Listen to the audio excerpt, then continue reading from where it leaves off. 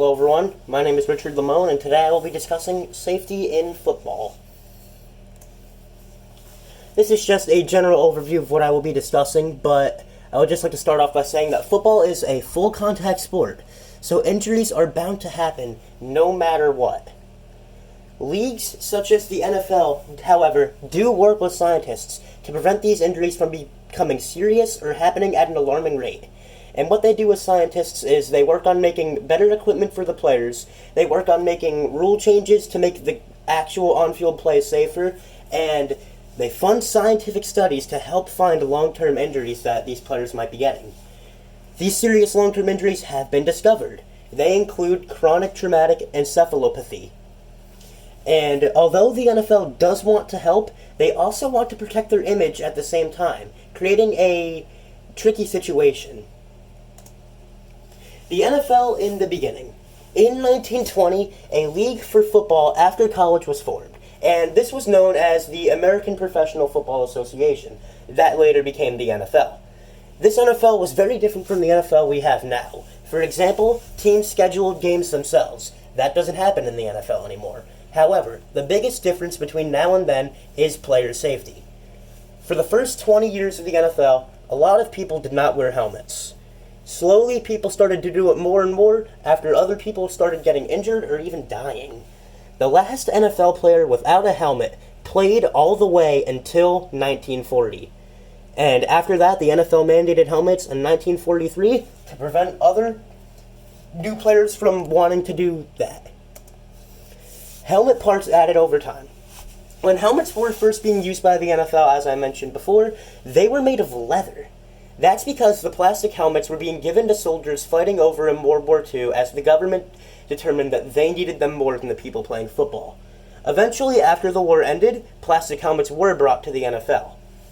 And face masks were added in the 1950s and 1960s, which upgraded player safety.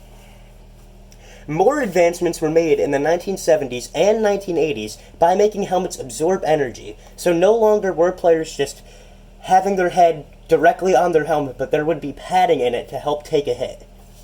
Hospitalization rates for head injuries began to decline in the NFL because of this, leading the NFL to believe it was successful. That was until the discovery of CTE.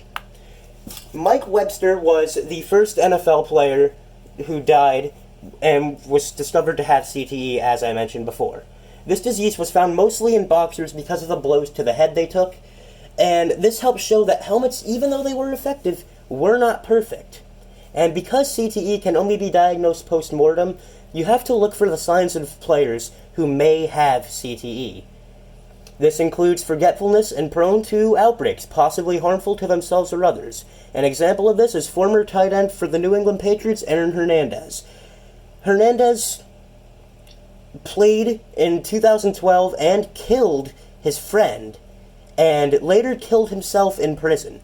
And Hernandez was found to have CTE, and he was only 27 at the time of his death, and his death happened years after he finished playing.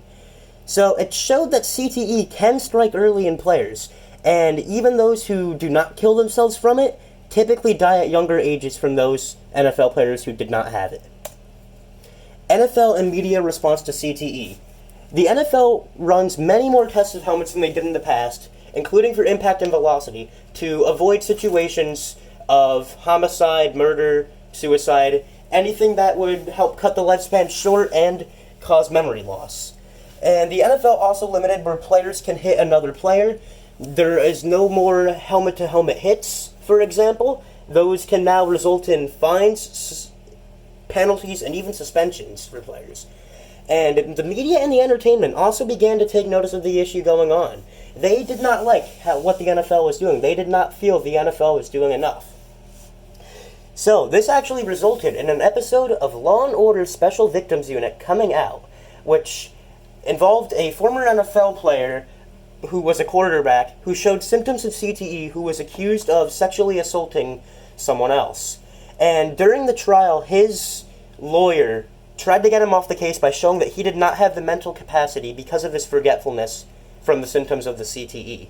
And he eventually got off the case, but because he realized that he did not truly was innocent in the end of the day. He killed himself. Another form of valuable entertainment is concussion. The concussion movie and the NFL trying to preserve their reputation from it. The 2015 movie Concussion, starring Will Smith, discussed CTE throughout the movie. The movie saw him as Dr. Ben Umalu, who tried to prove the link between the NFL and CTE, and throughout the film he had to go through discrimination as many people turned him down, and even racism, because he was African American. And it wasn't until another player killed themselves and cited him that the NFL took notice of him and began to listen. And the NFL was involved in the production of the movie and actually censored parts they did not want included. This included mostly the entire role of the NFL commissioner, Roger Goodell. They wanted to keep their image, and they actually followed that up by pulling out of a CTE test at Boston University not soon afterward. And this showed that although the NFL does want to help with player safety, they also want to protect their own reputation at the same time. They do not want people thinking that the NFL is where players go to get injured and die early. Final thoughts. Concussions still happen every week in football, in high school, college, NFL, even for middle schoolers. Injuries will always happen, but with continuous studies, they can be lessened. And CTE, though, is not going to go away easy either. It's striking players early and will continue to do so.